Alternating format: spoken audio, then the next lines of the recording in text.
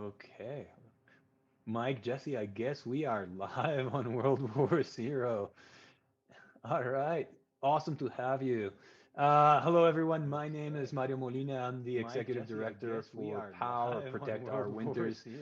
We are a nonprofit that's dedicated to mobilizing the outdoor sports community and bipartisan policies on climate change so that we can protect the places and activities that we love from the impacts of climate change. And with me are Mike Kaplan and Jessie Diggins, who CEO of Aspen Ski Company, and wow, list of accomplishments, Jessie Diggins, but most recently, World Cup winner in Nordic ski racing. So, Mike, Jessie, do you all want to just introduce yourselves to get us started?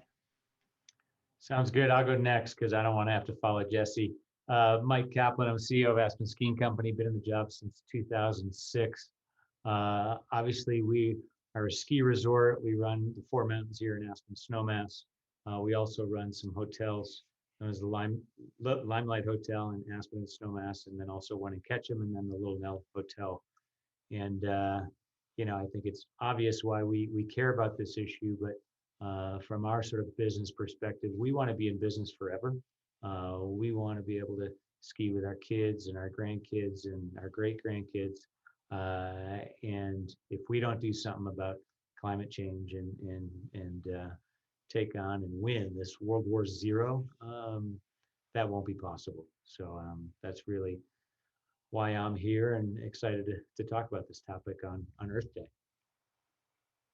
Thanks, Mike. And I'm here as an athlete representative for Protect Our Winners. And also I joined their board this winter. I was very excited about that. Just excited to help in any way I can because like you, I want to be doing this forever.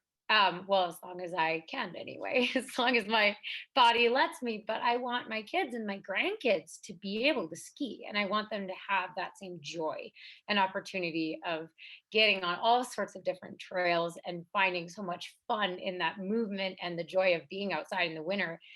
And they can't do that if we get this wrong. So for me, it seemed like a no-brainer to join Protect Our Winners and help mobilize the outdoor sports community because everyone is dependent on this working out and our planet being healthy. And it doesn't matter your political leaning, it doesn't matter where you live, like we're all on the same planet, so we're all on the same side.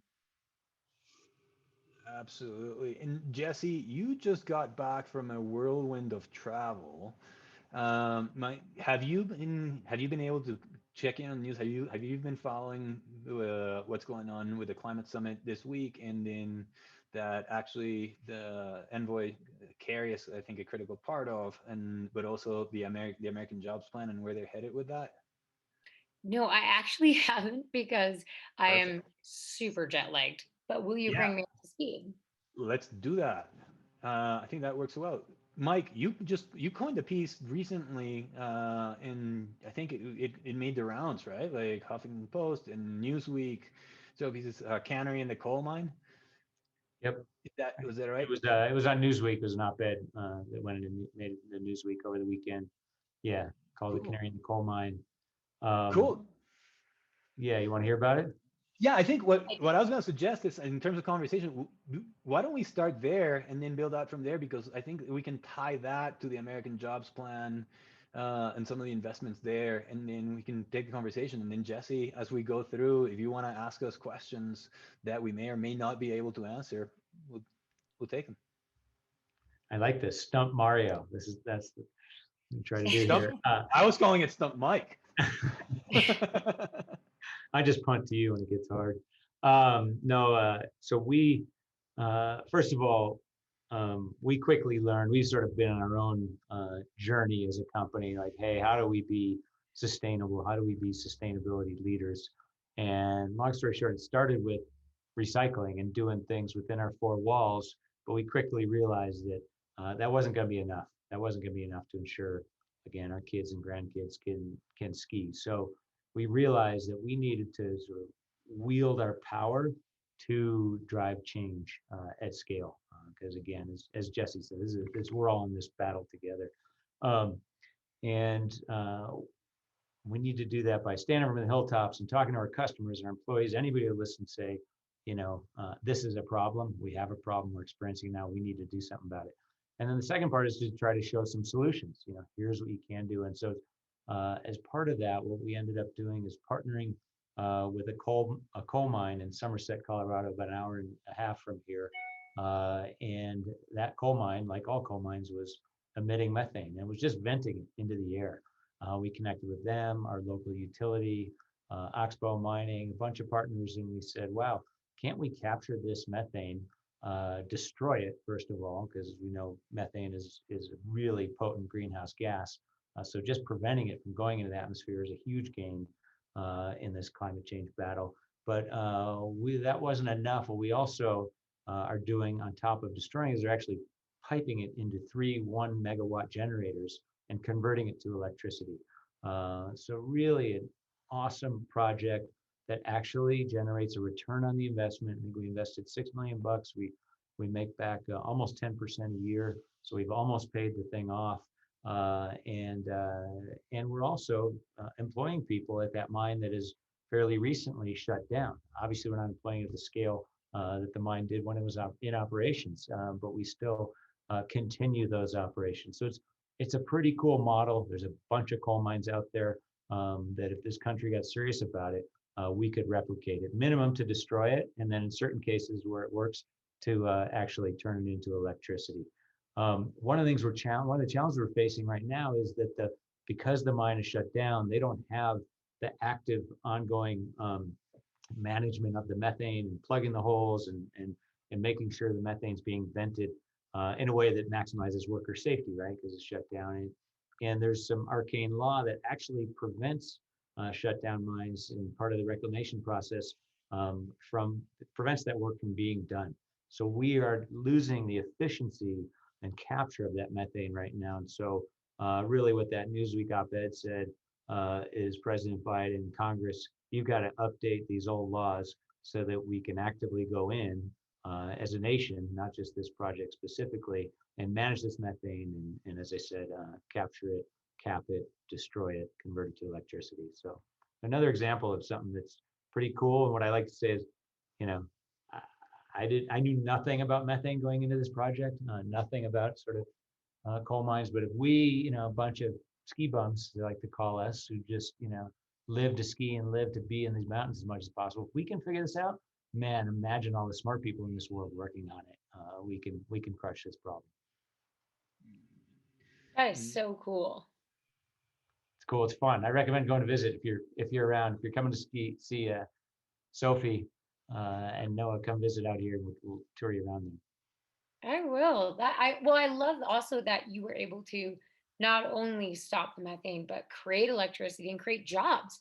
I think a lot of people say, oh, like we switch to greener sources of energy and this is just going to mess everyone up and it's going to be a big sacrifice. No, look at what you guys have done. You're proving that it does not have to be. And that it's totally something we can figure out. I think that just brings so much hope. And I think it just shows what is very, very possible. Agreed. Hope's a good thing. Yeah. Along those lines, that's when I was looking at the American Jobs Plan fact sheet for the first time, I went into it with a certain degree of cynicism, just because we've seen so many of these plans so often, etc. And I gotta say, well, that's probably a part of my nerdiness, but I actually started getting excited as I was reading through it, because there's so much in there that actually is the right stuff to put in there in a lot of ways. And I think that there's going to be a lot of valid debate as to, is the size of the investment right? Is the distribution and the allocation right? Is this really all infrastructure, or is it stretching too far or not? But ultimately, and I think what I came away with is, what makes us uniquely human, what makes us what distinguishes our species, and what distinguished our species of human from all the other Homo species before us, was this ability to dream, like to imagine realities in the future that we work for now, like this idea of like visioning, right? And I think that there is this vision that we have a moment as a country right now to invest in. And so, what ties it to your story is there's $40 billion provided in there, which I personally don't think is enough. And there's a conversation to be had around there. But there's $40 billion for retraining programs. And then I think there's something like another $15 billion actually to plug orphan wells, like methane orphan wells, which would be a good, like solid investment into the economy, generate a bunch of jobs. And it fits into like this idea of how do we actually justly transition so many workers that are going to be displaced in areas like northwestern Colorado and western Colorado, as as coal mines and coal-fired power plants shut down.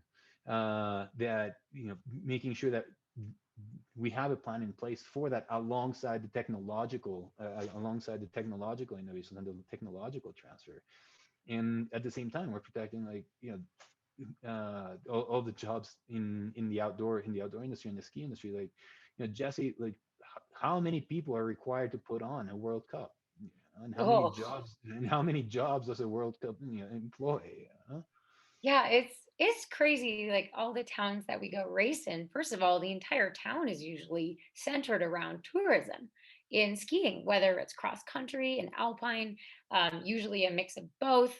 Obviously, we wouldn't be there, but I think it's so cool to see that these towns run on skiing and on people's love of winter and getting out there and getting on trails. So um, that alone is shocking, but the World Cup, I mean, it takes a lot of money. It takes a lot of volunteers. You have hundreds and hundreds of people behind the scenes from different aspects, because you're hiring camera crews and you're doing a lot of media around it as well.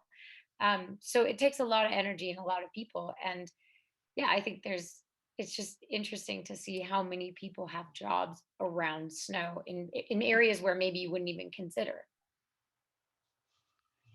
Yeah, and it's an important point, and I think it's one that we struggle with as an industry. Is that we don't we don't feel like our voice and our voices around this industry are as prominent and loud as they are in some of these more extractive industries, fossil fuel industries, which again, and to this point, uh, you know, all jobs are important, and those people need to be reemployed and reemployed at a level that's will provide a living wage and is productive.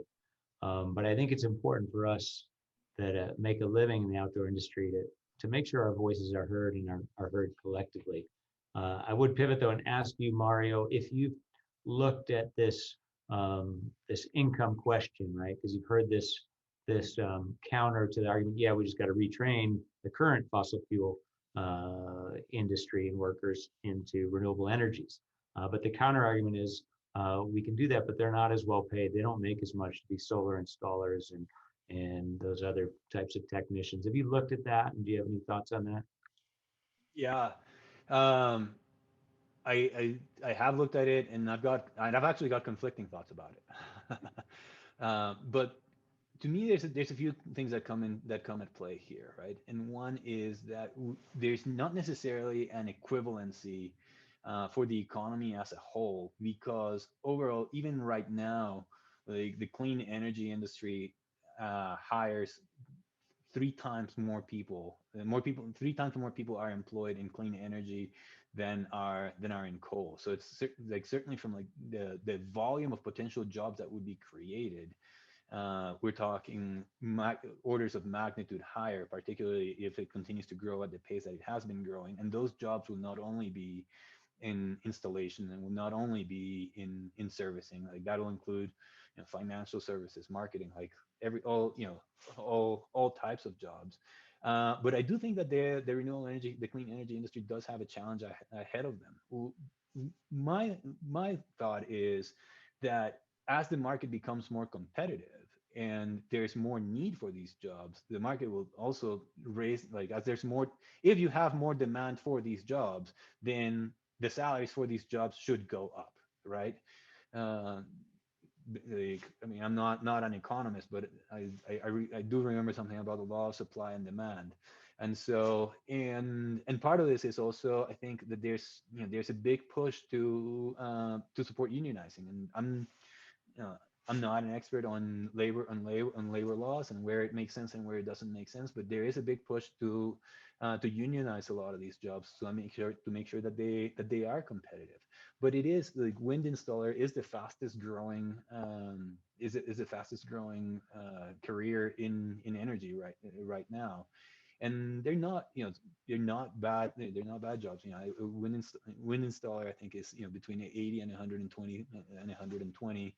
So it's a matter, I think, of incentivizing growth in the market to incentivize more demand for those jobs that will then also drive the price for that for the qualified labor up.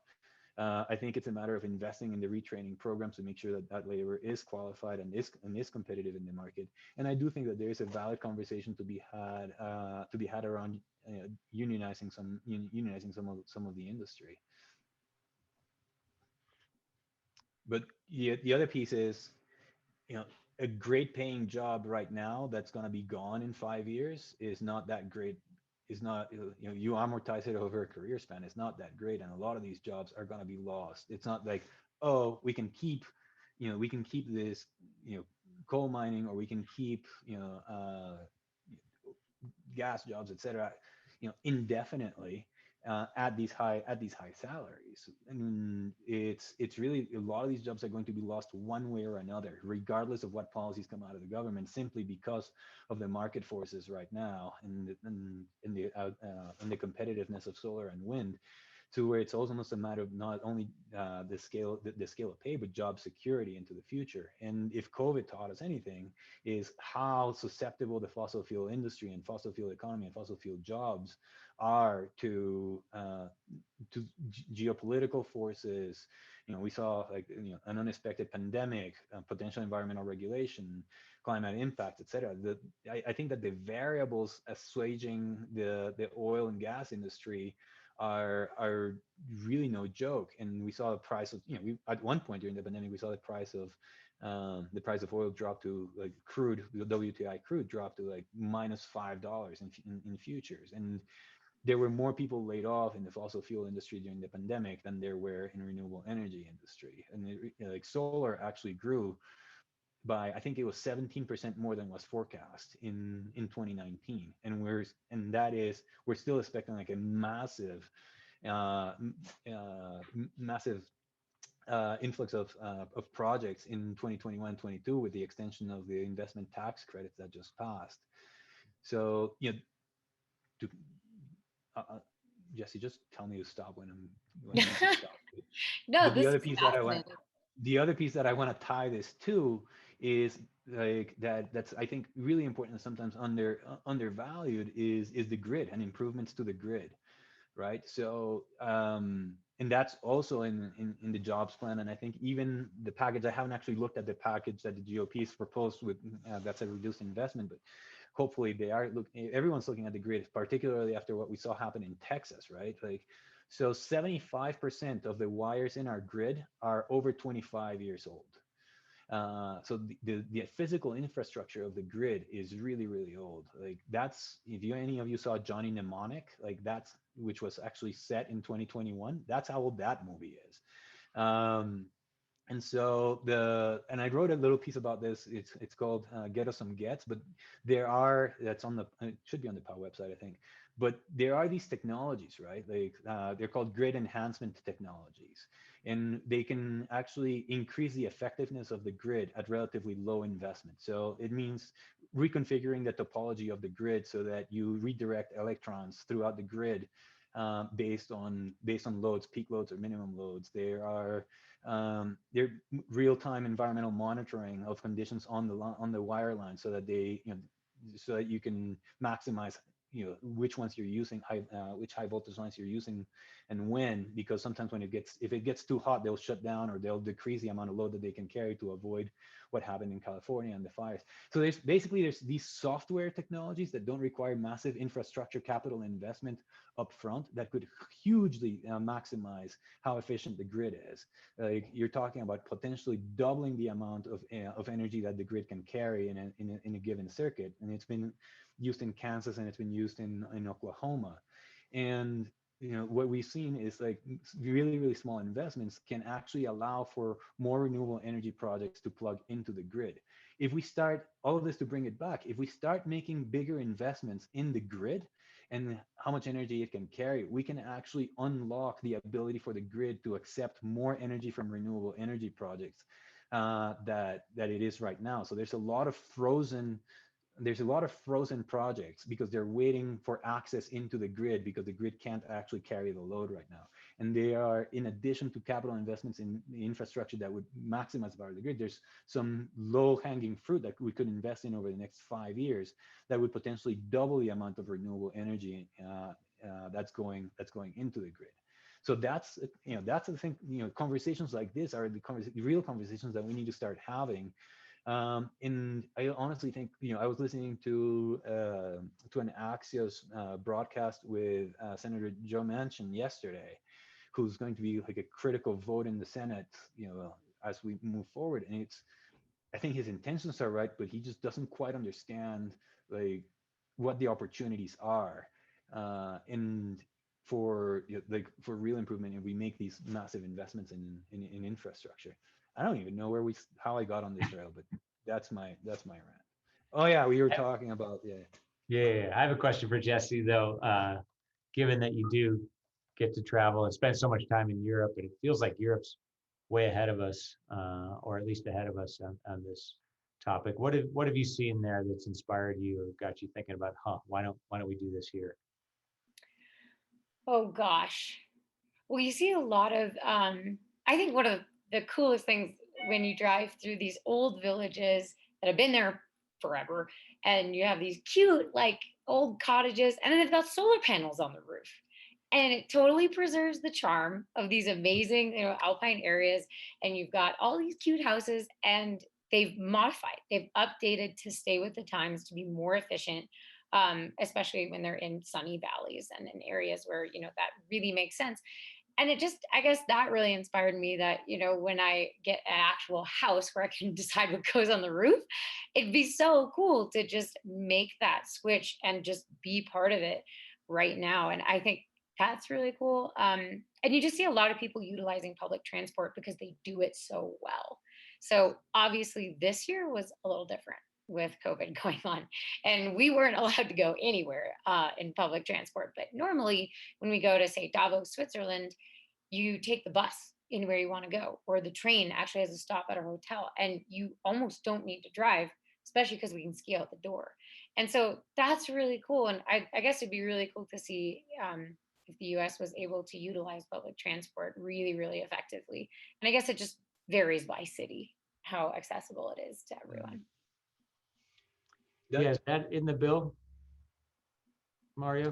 public transport, yeah. So Yeah. there's don't quote me on this number. Someone out there will fact check me, but I think it's $180 billion, $182 billion to actually to clear the backlog of repairs needed for Amtrak. So the way that it's outlined in the bill, or in the plan, is to start by maximizing the effectiveness of the current railway system, then to improve, so making some improvements in the existing railway system. Second is clearing the backlog of repairs that is needed. And then third is really starting to make new infrastructure investments in increasing it, which I think makes sense in terms of a stepwise process. I don't know exactly, like, is that the right amount of money to invest in it? Like, does it need to be more, or is it like, et cetera? But it makes sense. So yeah, that's in the wish list too, right? Jesse, I have a question for you. You interact with people, and from every country that experiences winter on a regular basis. How common is the climate change conversation, and what's the perspective of the athletes that you're interacting with on a regular basis on the issue? I guess I would say not common enough. I think a lot of athletes have been media trained into losing their voice because, and I emphasize with this because you get really scared that you say one thing slightly wrong, you don't get a fact quite right, and then you get torn apart. And you also get torn apart because people who say, how could you possibly be an advocate for protecting our winners when you fly? or when you have to drive to practice, or when you take a chairlift at the mountain if you're an alpine skier, right? So I think there's the concept of being an imperfect advocate needs people to understand that and be open to that, and to be open to the idea that every bit you can do is helpful. It's not just this all or nothing, you have to be perfect or else you're not allowed to advocate for it. But yeah, in different countries, I think it totally depends person to person. I think a lot of athletes that I've talked to are actually just, they're like, yes, this is a problem. Like they all recognize like our future in sport depends on this. A lot of them aren't willing to openly speak up about it. Mm. But the cool thing is whether or not they're willing to like really shout about it. I don't think I've encountered a single athlete on the World Cup who's like, what? That's not a thing. Like everybody knows, like, especially over in Europe, it's like, well, yes, of course. There's no debate. There's no like, well, I don't know. It's like, well, duh, this is a problem. Well, I'm glad we've got you out there telling your fellow athletes about imperfect advocacy, because that's such a to us that's such an important concept, right? Like I think for a couple of decades we were really fed this line that if you wanted to make a difference on climate change, we needed to eat less meat, change our light bulbs, and drive less, and that it was on us as the consumer and it was on us as the individual. And when you dig into it, it was really the fossil fuel companies that were trying to, that in a lot of cases we're financing that message, because it really shifted responsibility from the main sources of pollution to the consumer. And it's a case of putting the emphasis on the wrong syllable. And so then you've got 25 companies in the world that are responsible for 50% of greenhouse gas emissions. You've got 50 companies in the world that are responsible for 80% of greenhouse gas emissions. And those are usually not ski resorts, ski areas, or outdoor companies, or any of us. So for us, like at POW, that's why we really focus on this concept of imperfect advocacy, because yes, we need to do everything that we can, but where the power and where the shift is really going to come from is from this large scale systemic shift. And that's where we've been so proud to partner and work with Aspen Ski Co, because you all have really leaned into this and leaned into this pretty early. And you mentioned it, Mike, early on, in terms of like the collective voice. Where do you what do you think the ski industry, ski, is getting it right, and where do you think there's still room for growth?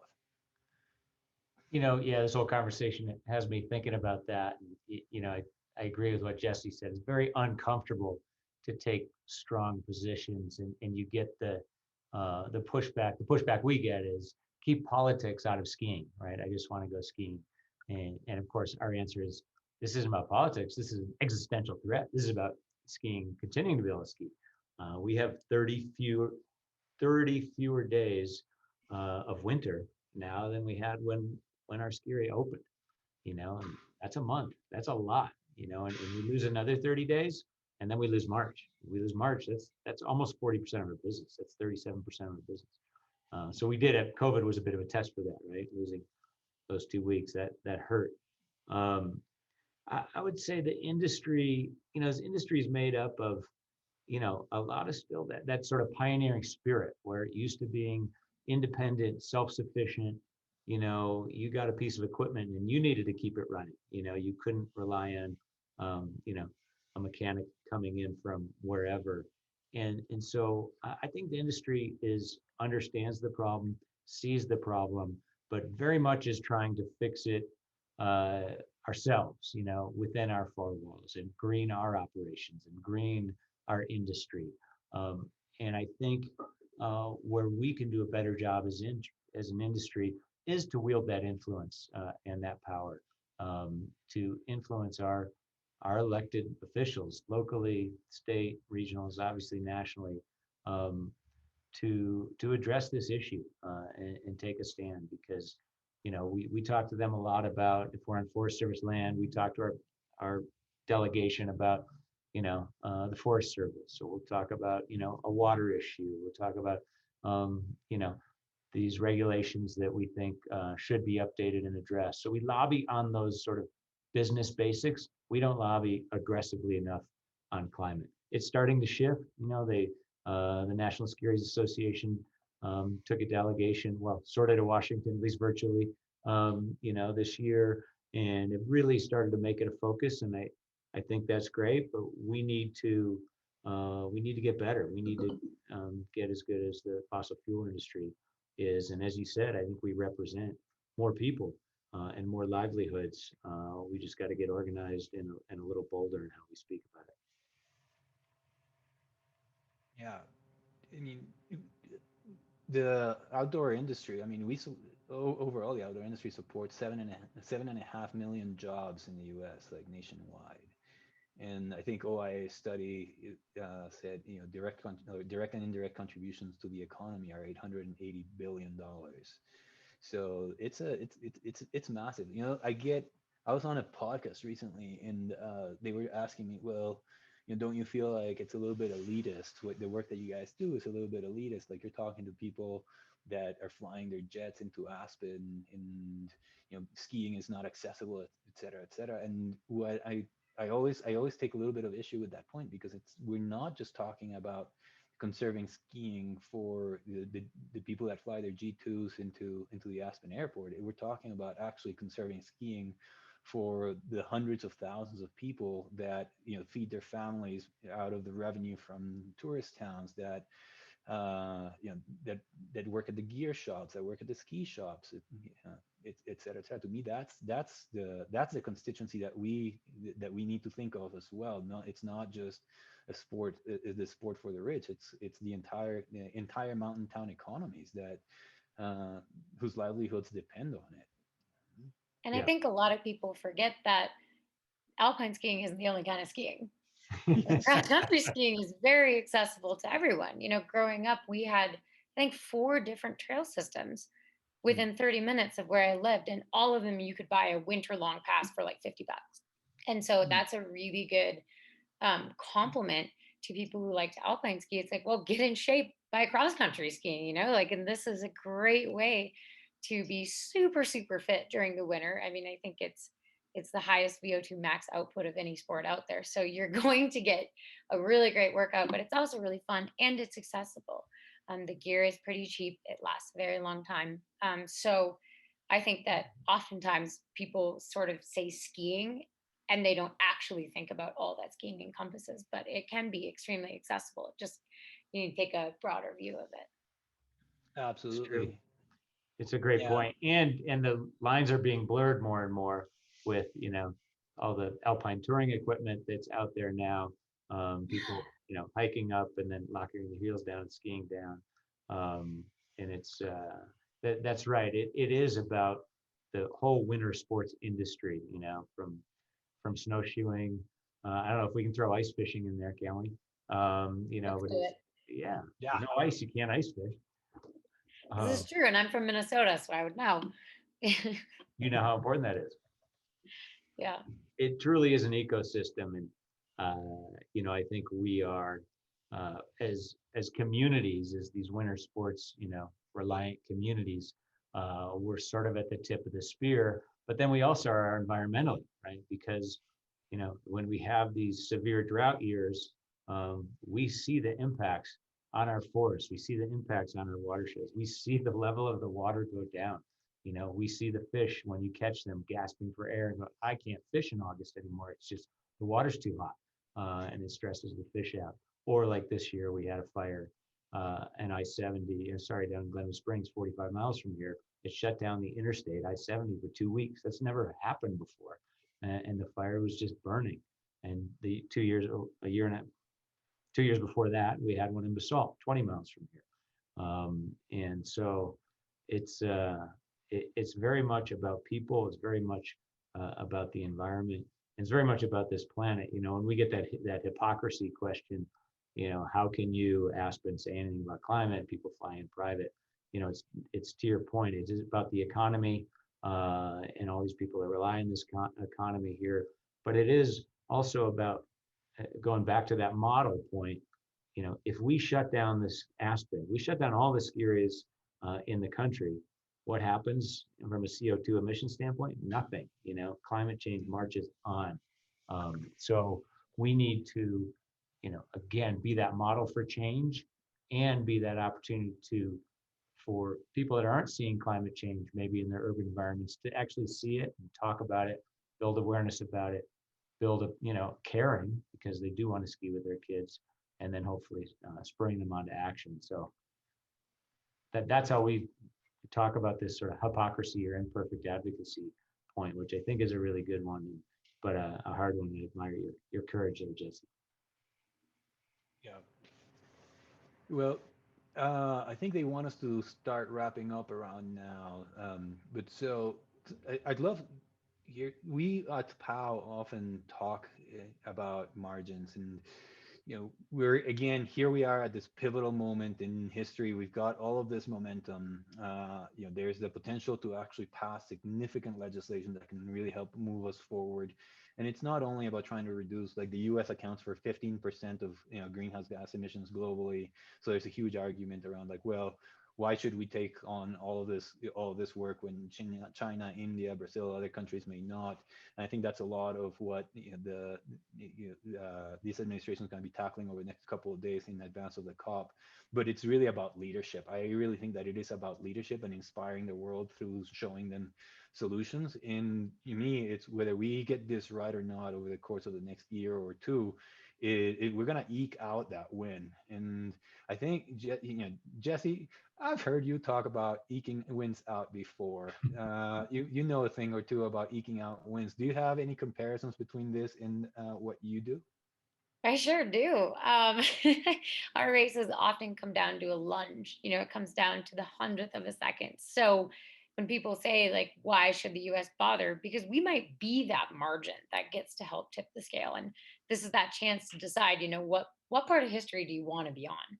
Because you actually we're in this amazing position where we have the science, we have the knowledge, we get to choose. Do you want to be on the right side of history right now or not? Because eventually we're all going to get there to renewable energy sources. But for me, I think one of the very clear examples of it coming down to margins was a couple years ago during the last Olympic year in 2018. I came within 40 points of winning the overall World Cup globe. And just for reference, if you win a World Cup, you get 100 points. If you're second, you get 80 points. It kind of goes down exponentially. So over the course of an entire season with, I think must have been like 25, 26 races, 40 points is this. It is almost nothing. And you can look back and you're like, oh my gosh, if I had finished a couple places higher one time or two times, like this could have happened. And so there was a lot of like, oh man, I can't believe I missed it by this much. And this past season, the margin was a little bigger than that. It didn't come down to 40 points, but I was able to come away with the overall win because every single race counted, every single step of the season. And it took a lot of people working together to make that possible. It took our wax techs, our coaches, our strength trainer, my mental coach. This was huge. And so all these pieces working together allowed me to come away with the margin that I needed to take home that globe. And I think that translates really well to climate because we've got a lot of different people from different backgrounds, different interests, but with the common goal of protecting this planet and protecting winter. And I think it's just, all we need is to get on the right side of that margin. And so I think it's very, very possible, but it's going to take everyone buying in. Thank you, Jesse.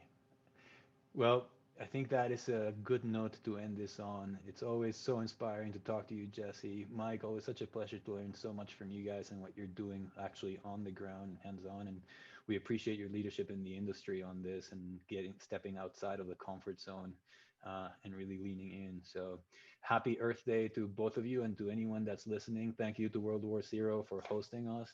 And yeah, let's go out, get informed on what we can do. Protectourwinters.org, sign up and follow Jesse on Instagram. And if you're in Colorado, definitely visit Aspen. Awesome.